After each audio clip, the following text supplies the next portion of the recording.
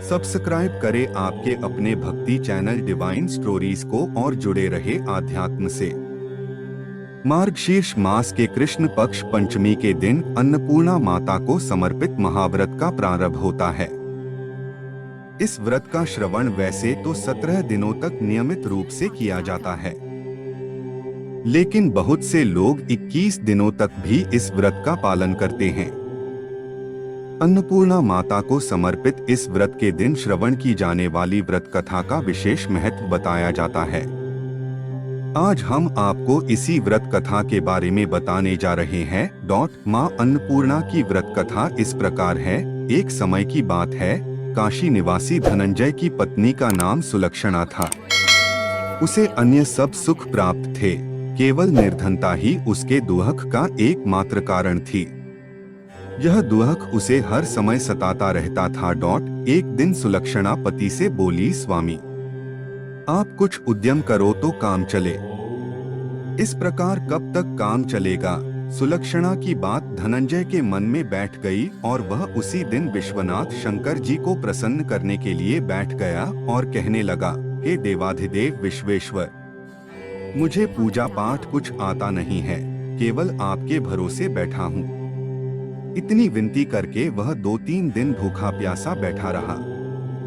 यह देखकर भगवान शंकर ने उसके कान में अन्नपूर्णा अन्नपूर्णा अन्नपूर्णा इस प्रकार 3 बार कहा।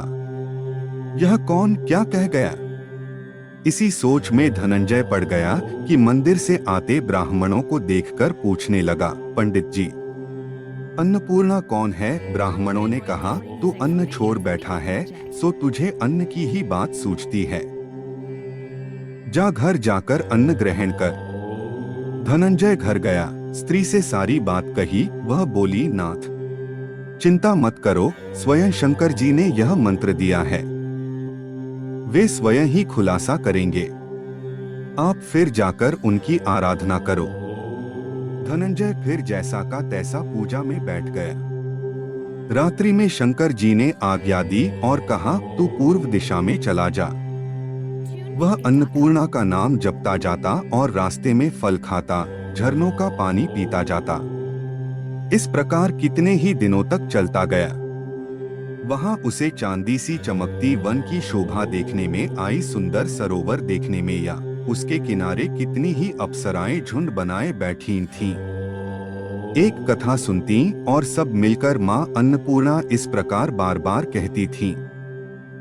यह अगहन मार्गशीर्ष मास की उजेली रात्रि थी और आज से ही व्रत का आरंभ था।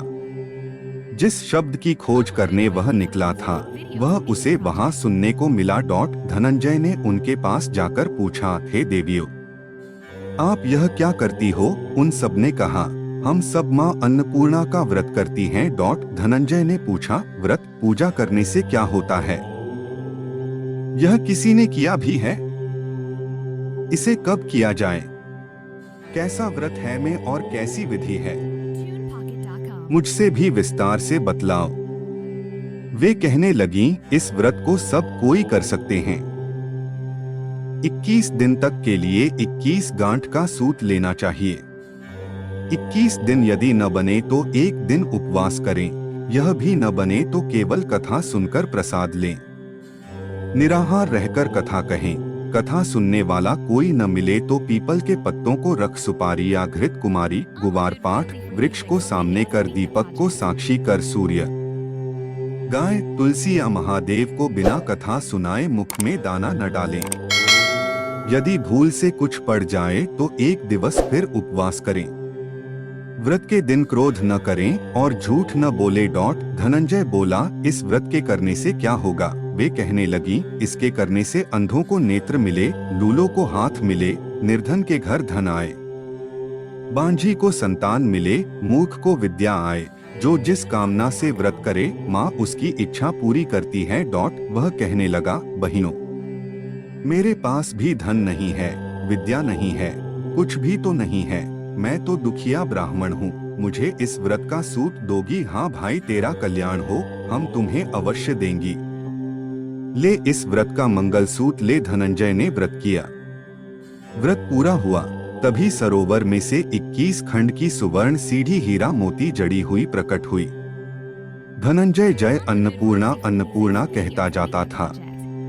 इस प्रकार कितनी ही सीढ़ियां उतर गया तो क्या देखता है कि करोड़ों सूर्य से प्रकाशमान अन्नपूर्णा का मंदिर है। उसके सामने सुवर्ण सिंहासन पर माता अन्नपूर्णा विराजमान हैं। सामने भिक्षा हेतु शंकर भगवान खड़े हैं। देवांगनाएं चंवर डुलाती हैं। कितनी ही हथियार बांधे पहरा देती हैं। धनंजय दौड़कर जगदम्बा के चरणों में गिर गया। देवी उसके मन का क्लेश जान गई। धनंजय कहने लगा, माता आप तो अंतर्यामिनी हो, आपको अपनी दशा क्या बताऊं। माता बोली, मेरा व्रत किया है, जा संसार तेरा सत्कार करेगा। माता ने धनंजय की जिह्वा पर 20 मंत्र लिख दिया। अब तो उसके रोम रोम में विद्या प्रकट हो गई। इतने में क्या देखता है कि वह काशी विश्वनाथ के मंदिर में खड़ा है। माँ का वरदान ले धनंजय घर आया। सुलक्षणा से सब बात कही। माता जी की कृपा से उसके घर में संपत्ति उमड़ने लगी। छोटा सा घर बहुत बड़ा गिना जाने लगा, जैसे शहद के छत्ते में मक्खियां जमा होती हैं। उसी प्रकार अनेक सगे संबंधी आकर उसकी बड़ाई करने लगे। कहने लगे, इतना धन और इतना बड़ा घर, सुंदर संतान नहीं तो इस कमाई का कौन भोग करेगा। सुलक्षणा से संतान नहीं है, इसलिए तुम दूसरा विवाह करो। अनिच्छा होते हुए भी धनंजय को दूसरा विवाह करना पड़ा और सती सुलक्षणा को सौत का दुहक उठाना पड़ा। इस प्रकार दिन बीतते गए। फिर अगहन मास आया। नए बंधन से बंधे पति से सुलक्षणा ने कहलाया कि हम व्रत के प्रभाव से सुखी हुए हैं, इस कारण यह व्रत छोड़ना नहीं चाहिए। यह माता जी का प्रताप है जो हम इतने संपन्न और सुखी हैं। सुलक्षणा की बात सुन धनंजय उसके यहाँ आया और व्रत में बैठ गया। नई बहू को इस व्रत की खबर नहीं थी। वह धनंजय के आने की राह देख रही थी। दिन बीतते गए और व्रत पूर्ण होने में 3 दिवस बाकी थे कि नई बहू को खबर पड़ी। उसके मन में ईर्ष्या की ज्वाला दहकने लगी थी। सुलक्षणा के घर आ पहुंची और उसने वहां भगदड़ मचा दी। वह धनंजय को अपने साथ ले गई। नए घर में धनंजय को थोड़ी देर के लिए निद्रा ने आ दबाया। इसी समय नई बहू ने उसका व्रत का सूत तोड़कर आग में फेंक दिया। अब तो माता जी का कोप जाग गया। घर में अकस्मात आग लग गई, सब कुछ जलकर खाक हो गया। सुलक्षणा जान गई और पति को फिर अपने घर ले आई। नई बहू रूठकर पिता के घर जा बैठी। पति को परमेश्वर मानने वाली सुलक्षणा बोली, नाथ घबराना नहीं, माता जी की कृपा अलौकिक है। पुत्र कुपुत्र हो जाता है पर माता कुमाता नहीं होती। अब आप श्रद्धा और भक्ति से आराधना शुरू करो, वे जरूर हमारा कल्याण करेंगी। धनंजय फिर माता के पीछे पड़ गया। फिर वहीं सरोवर सीढ़ी प्रकट हुई, उसमें माँ अन्नपूर्णा कहकर वह उतर गया। वहां जा माता जी के चरणों में रुदन करने लगा। माता प्रसन्न हो बोली, यह मेरी स्वर्ण की मूर्ति ले, उसकी पूजा करना, तू फिर सुखी हो जाएगा। जा, तुझे मेरा आशीर्वाद है।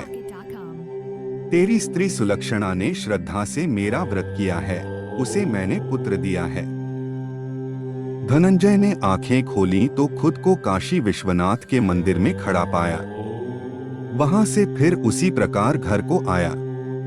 इधर सुलक्षणा के दिन चढ़े और महीने पूरे होते ही पुत्र का जन्म हुआ। गांव में आश्चर्य की लहर दौड़ गई। इस प्रकार उसी गांव के निःसंतान सेठ के पुत्र होने पर उसने माता अन्नपूर्णा का मंदिर बनवा दिया। उसमें माता जी धूमधाम से पधारी, यज्ञ किया और धनंजय को मंदिर के आचार्य का पद दे दिया। जीविका के लिए मंदिर की दक्षिणा और रहने के लिए बड़ा सुंदर सा भवन दिया। धनंजय स्त्री पुत्र सहित वहां रहने लगा।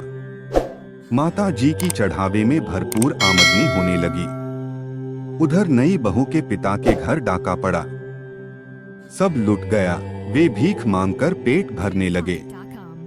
सुलक्षणा ने यह सुना तो उन्हें बुला भेजा, अलग घर में रख लिया और उनके अन्न वस्त्र का प्रबंध कर दिया। धनंजय, सुलक्षणा और उसका पुत्र माता जी की कृपा से आनंद से रहने लगे।